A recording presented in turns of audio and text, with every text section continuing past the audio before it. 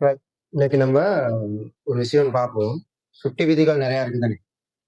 அந்த சுட்டி விதிகள்ல ஒரு சுட்டி விதி ஒண்ணு எழுதுவோம்.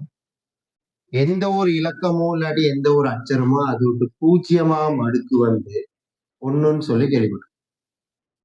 சரியா? ஆனா எல்லாரும் எது ஒரு இலக்கத்தின் பூஜ்ஜியமாம் அடுக்கு இலக்கத்தின் பூஜ்ஜியமாம் அடுக்கு ஒண்ணுன்னு சொல்றாங்க. அது இந்த ஒண்ணு எங்க இருந்து வந்துச்சுன்னு யாரும் சொல்லிட்டாரு. அது இன்னைக்கு எங்க இருந்து வந்துச்சுங்கிறத பார்ப்போம். இப்ப பாருங்க, சுட்டி விதிகளின் படி நமக்கு ஒண்ணு தெரியும்.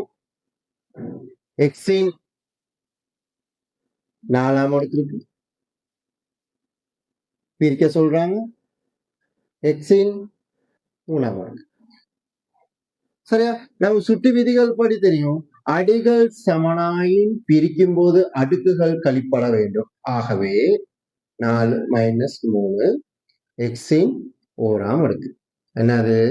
எக்ஸ். ரைட்? இதை நீங்க கொஞ்சம் மைண்ட்ல வச்சுக்கணும். சரியா? இப்ப நான் என்ன செய்றேன்? எக்ஸின் 3 - 3ன்னு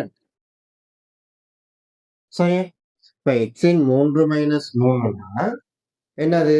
எக்ஸின் 0க்கு பதிலா எக்ஸின் 3 - 3 நம்ம எடுக்கலாம். எடுக்கலாமா இல்லையா?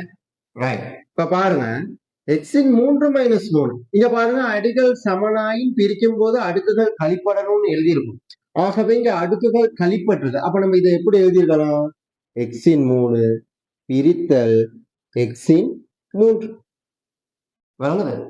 இப்ப பாருங்க, இதோட அர்த்தம் என்ன? எக்ஸின் 3ஆம் அடுக்கின் கீழ் எக்ஸின் 3ஆம் அடுக்கு தானே. இப்ப நான் என்ன செய்யறேன்? எக்ஸின் 3ஆம் அடுக்கு விரிச்சு எழுதுறேன். எக்ஸ் தர எக்ஸ் தர எக்ஸ். இங்கேயும் பாருங்க, எக்ஸ் தர எக்ஸ் தர எக்ஸ். இதெல்லாம் வெட்டுப்படுச்சுன்னு சொன்னா 1 கிலோ நீங்கள் வெட்டுப்படுச்சுன்னு சொன்னா இதற்கு விட என்ன? மேலே 1 கிலோ 1 ஆக விட 1 கிலோ 1 சமன் 1. இதன் மூலமாகத்தான் எக்ஸின் 0ஆம் அடுக்கு 1ன்னு போட்டோம். வழங்குதா? இந்த எக்ஸின் 0ஆம் அடுக்கு 1ன்னு சொல்றது எவ்வாறு பெறப்பட்டிருக்குனால நீங்க இங்கனே இதன் கீழ் இதன் சமன் 1ன்னு போட்டா அதனால விரிச்சது வெட்டி காட்டணும். ரைட்? எதா இருந்தாலும் தெளிவா விளக்கமா செஞ்சுக்கிட்டு போகணும். ரைட்? நோட் பண்ணி வச்சு